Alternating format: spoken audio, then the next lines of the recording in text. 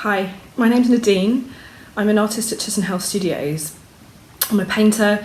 I work around the figure, and I've been thinking a lot about hands since lockdown, of things that we can touch, things that we can't touch, and how we're sort of waving right now at our loved ones on sort of Scream, on video chats, and actually just got me thinking a lot. I've been quite obsessed about drawing and painting hands in the studio, so I thought I would share with you this activity. It's a mandala inspired drawing using your hands. So you don't need much, it's quite simple material. So you need a pencil, your hand, some paper. A3 is really great if you have it. A4 would work, or you could put some different sheets of paper together. You can just kind of use whatever you've got.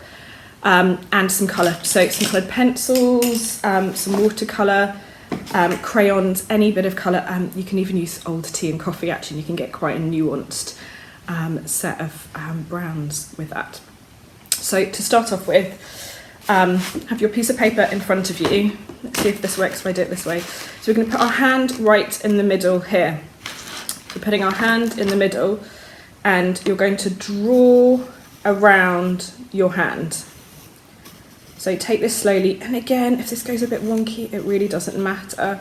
We're not creating an exact replica of our hands. What we are doing is we're using our hands as a tool just to create a pattern. So there we go, I've got kind of one handprint, and then we're going to keep the palm in the middle and just swivel it round.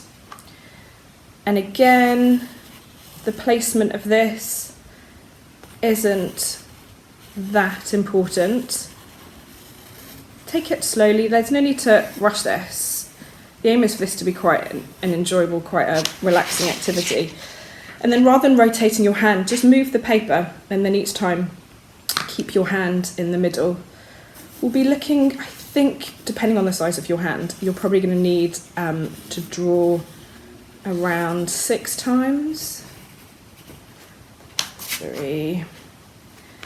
And as we keep drawing round, we're seeing that it's becoming a bit abstracted now. It's less about the hands, and it's just about a series of lines that we have built up here. So I'm going to keep going round.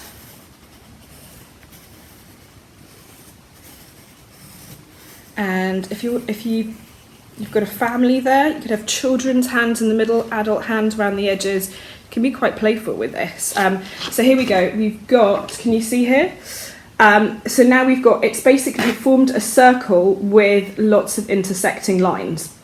So it's going to look quite messy right now, and you'll have sort of this middle area here. And so what we're going to start to do is we are going to start to fill these little sections. So we'll have within the drawing lots of small little intersections here. And we're just going to treat this as a colouring book now. So I'm going to start with, let's start with one of the blues. So I'm going to start with a blue, and just going to, so you're not going to see this bit too much now. I just sort of show you this here. So I'm just going to start colouring a small section. So the line comes there, so I'm going to stop there, and then I'm going to take a different blue with this one.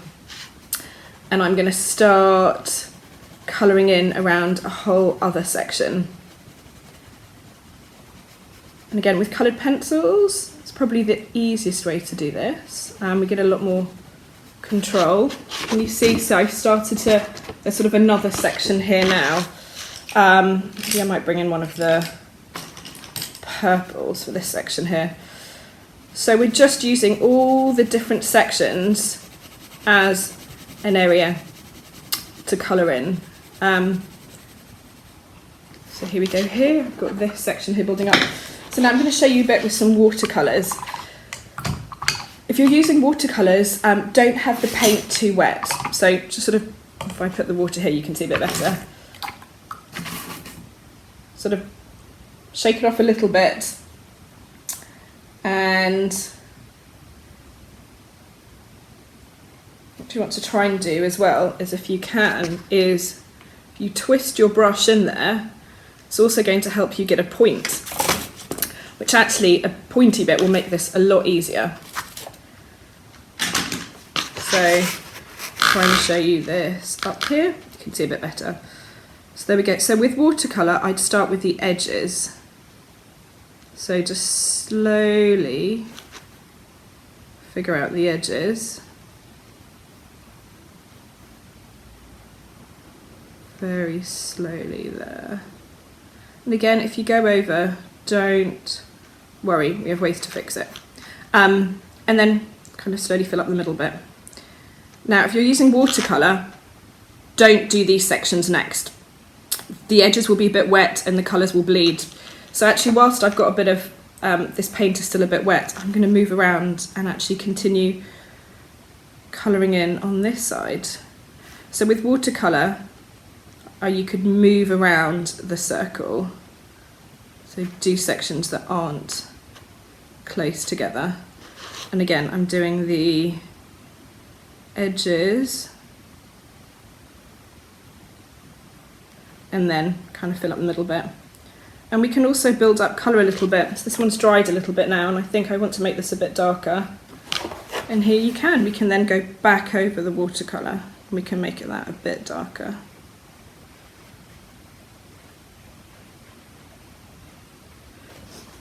So we're colouring these sections here, and as it carries on, we'll start to see it's kind of building up like this. We start kind of filling out all these different sections here till we get to something like this. So I did this one earlier this morning. I wanted something bright and colourful just to sort of wake me up. And so this is a finished one I did this morning. Let's move the water out of the way. Something nice and bright and colourful. So each of the sections are done in a different colour. There's a mixture of pencil and watercolour in there. And one last thing, so if we don't have any access to any colour, you can still do this. So here are some dregs off some coffee. And let's see, I've got the beginning of this mandala, so we've got a drawing here that I can show you.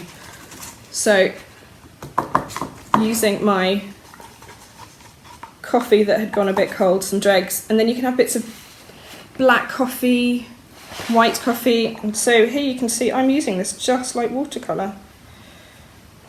Just like watercolour. So you can kind of have different tones around bits where you can add a little bit of water to it and it will make that coffee colour even lighter. If you have a black coffee as well, that will make it much darker. So we can, you can still do a bit of painting even if you don't have any paint. Can you see the colours I'm starting to get there?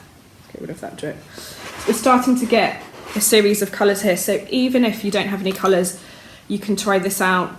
It's quite a nice activity that will hopefully use up some of the time in your day. I hope you're at home, I hope you're doing well and that you enjoy this activity. Thanks.